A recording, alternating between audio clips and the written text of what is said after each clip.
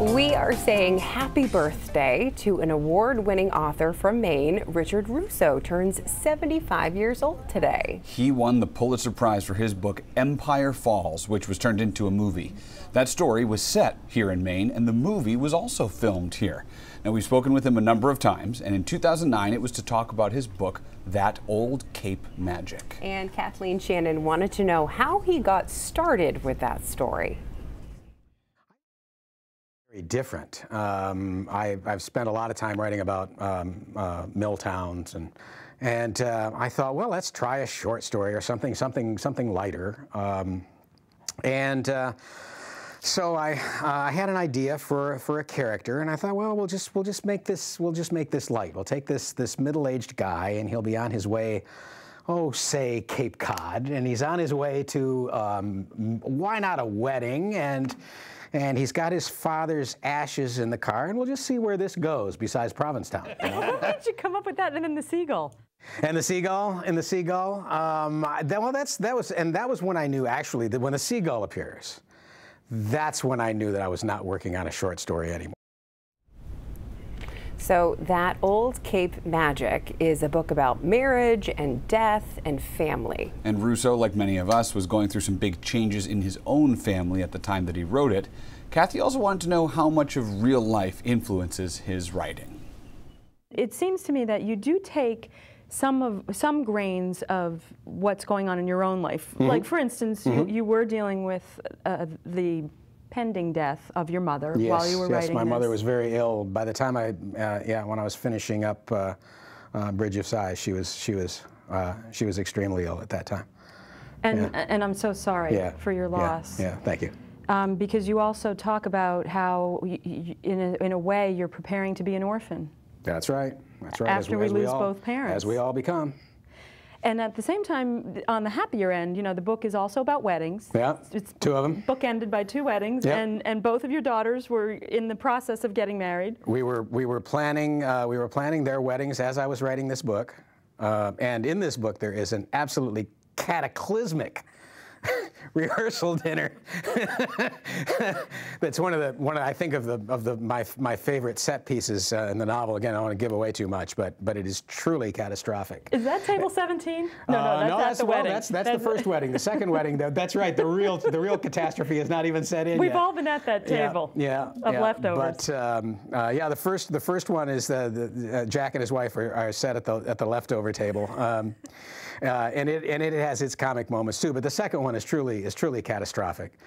And I remember thinking at the time, and I've done this before as a writer, thinking, all right, if I make this truly catastrophic, then maybe it won't happen in real life. Right. It becomes a talisman.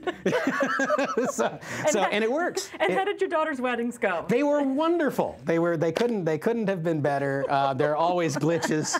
Congratulations. But they were small. No one. Well, I don't want to even tell you what happens in that. But there was at the nothing rehearsal like dinner. this scene in the Nothing book. like that. No. Because life is mysterious, it always throws you things that you cannot anticipate. And most of our I remember when I was speaking to the graduates at Colby College a number of years ago. I remember telling them the honest truth that the very best things that have happened to me in my life have been unplanned, have been unchosen.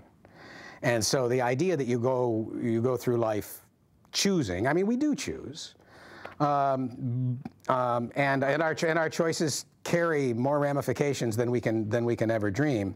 But there are some things that are chosen for us too, and that's where inheritance comes in, and that's where one day, no matter what we've decided about our parents' lives, their values, their marriage, and no matter what we decide we're going to do differently, there comes that time when, if you're not going to go completely crazy, you have to accept your inheritance for whatever it is. And just be with it. That's right. That's right. And that's the one thing we never choose, right, is our own inheritance. Oh, no, we don't. No, we don't. The good and the bad. Yeah. Do you get to choose the title, or do you have any say in titles? Well, sure. I think an author getting long in the tooth now, as I've been. This is my 7th novel, and been blessed with some success. So, yeah, people pay attention to my opinions. Did you choose this title? I did choose this. This was. I think it was. I chose, and I also chose the other 3 titles for this book before I decided on this one. What were the other 3? Well, I can't remember all 3, but I remember one was Table 17. When it occurred to me that this was going to be a novel and not a short story, and I saw Jack and his wife at the leftover table at the wedding, and that seemed a fairly potent metaphor. And so now you're on this nationwide book tour, mostly on the coasts, but some places like Salt Lake City and Austin. And I wondered, is the reception much different here in Maine as opposed to Salt Lake City? One of the things that has surprised me, no matter where I've gone, whether I'm in Oxford, Mississippi, or whether I'm in Spokane or whatever, people will always come up to me and say, "You're writing about my hometown." People confuse class and place, and if you get the class things right, if you get the way people work and what they worry about and what their jobs are like, then people identify with that universally, and they say, "Oh, it's just like that here. So you're writing about my place."